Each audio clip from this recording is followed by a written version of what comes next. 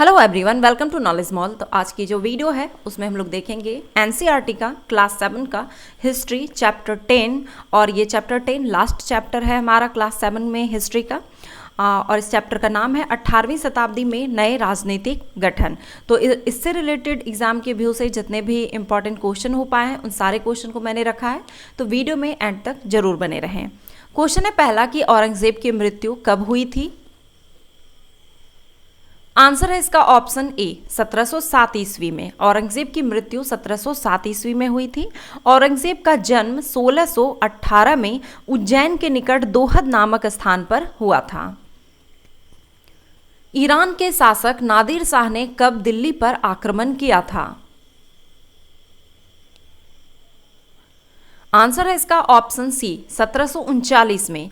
Iran के शासक नादिर शाह ने 1739 में दिल्ली पर आक्रमण किया और संपूर्ण नगर को लूटकर वह बड़ी मात्रा में धन दौलत अपने साथ ले गया।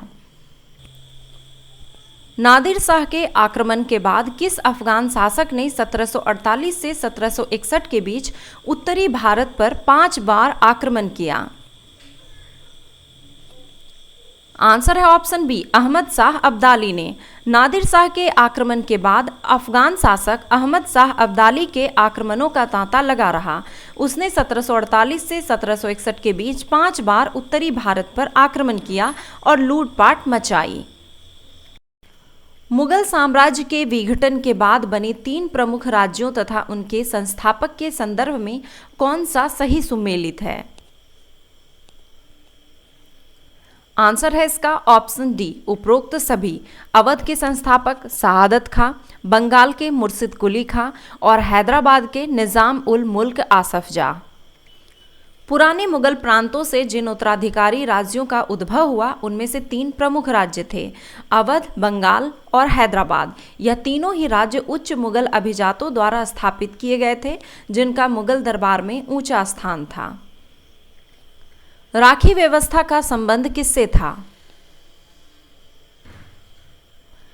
आंसर है इसका ऑप्शन सी सिख से। सिखों ने राखी व्यवस्था स्थापित की, जिसके अंतर्गत किसानों से उनकी उपज का 20% कर के रूप में लेकर बदले में उन्हें संरक्षण प्रदान किया जाता था।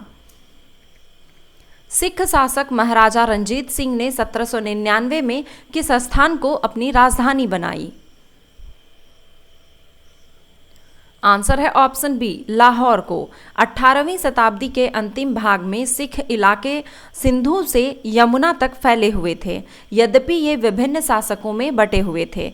इनमें से एक शासक महाराजा रंजीत सिंह ने विभिन्न सिख समूहों में फिर से एकता कायम करके 1799 में लाहौर को अपनी राजधानी बनाया। चौथ कर और सरदेशमुखी कर का संबंध किससे था। आंसर है ऑप्शन डी मराठा से। 1730 के दशक तक मराठा नरेश को समस्त दक्कन प्रायद्वीप के अधिपति के रूप में मान्यता मिल गई। साथ ही इस क्षेत्र पर चौथ और सरदेशमुखी कर वसूलने का अधिकार भी मिल गया। चौथ जमींदारों द्वारा वसूले जाने वाला भूराजस्व का 25%, दक्कन में इनको मराठा वसूलते थे। सरदेशमुखी जो था ये दक्कन में मुख्य राजस्व संग्रहकर्ता को दिए जाने वाला भूराजस्व का 9 से 10% हिस्सा था। 1761 में पानीपत की तीसरी लड़ाई किसके किसके बीच लड़ा गया। आंसर है ऑप्शन ए अहमद शाह अब्दाली व मराठों के बीच। पानीपत की तीसरी लड़ाई 1761 में अफगान आक्रमणकारी अहमद शाह अब्दाली और पुणे के सदाशिवराव भाऊ के बीच लड़ा गया। इस युद्ध में मराठों की सबसे बुरी हार हुई थी। 1761 में मराठों की पानीपत की तीसरी लड़ाई में मराठों की पराजय का प्रमुख कारण क्या था। आंसर है ऑप्शन सी मराठों के सैन्य अभियान के कारण अन्य शासकों का उनके खिलाफ हो जाना। साम्राज्य विस्तार के लिए मराठों के द्वारा किए गए सैन्य अभियान के कारण अन्य शासक भी उनके खिलाफ हो गए थे। साम्राज्य विस्तार के द्वारा मराठों को संसाधन का भंडार तो मिल गया, मगर इसके लिए उन्हें कीमत भी चुकानी पड़ी। मराठों को 1761 में पानीपत की तीसरी लड़ाई में अन्य शासकों से कोई सहायता नहीं मिली। किस जाट नेता के राज में भरतपुर शक्तिशाली राज्य के रूप में उभरा। आंसर है ऑप्शन सी, सूरजमल के शासनकाल में। सूरजमल के राज में भरतपुर शक्तिशाली राज्य के रूप में उभरा। 1739 में जब नादिर शाह ने दिल्ली पर हमला बोलकर उसे लूटा तो दिल्ली के कई प्रतिष्ठित व्यक्तियों ने भरतपुर में शरण ली। सूरजमल को जाट लोगों का प्लेटो तथा एक आधुनिक लेखक द्वारा जाट ओडिसियस के रूप में वर्णित किया गया था।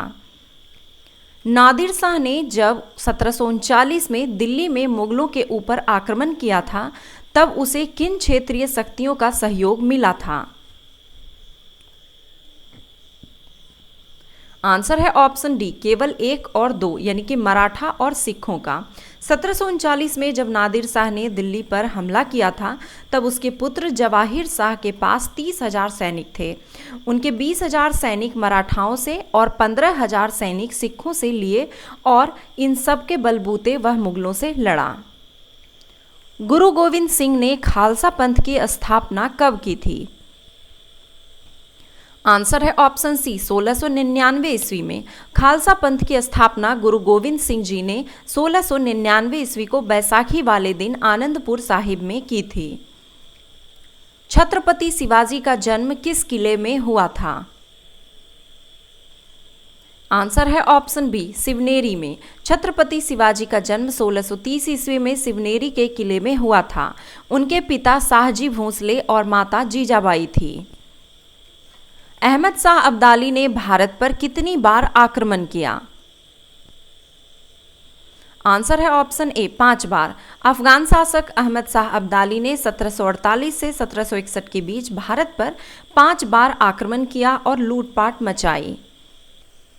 किसके नेतृत्व में बंगाल मुगल नियंत्रण से अलग हो गया? आंसर है ऑप्शन बी, मुर्शिद कुली खान के नेतृत्व में। मुर्शिद कुली खान के नेतृत्व में बंगाल धीरे धीरे मुगल नियंत्रण से अलग हो गया। मुर्शिद कुली खान बंगाल के नायब थे। उसने बहुत जल्द सूबेदार के पद से जुड़ी हुई सत्ता अपने हाथ में ले ली। तो ये थे आज के एनसीईआरटी में क्लास 7 के हिस्ट्री का चैप्टर 10, 18वीं शताब्दी में नए राजनीतिक राजनीतिक गठन। और इसी के साथ 7 क्लास की जो हिस्ट्री की एनसीईआरटी है उसका टोटल चैप्टर समाप्त होता है। आई होप कि ये वीडियो आपको काफ़ी पसंद आया होगा। वीडियो पसंद आया तो लाइक ज़रूर करें, कमेंट करें और अपने दोस्तों के साथ शेयर ज़रूर करें। धन्यवाद।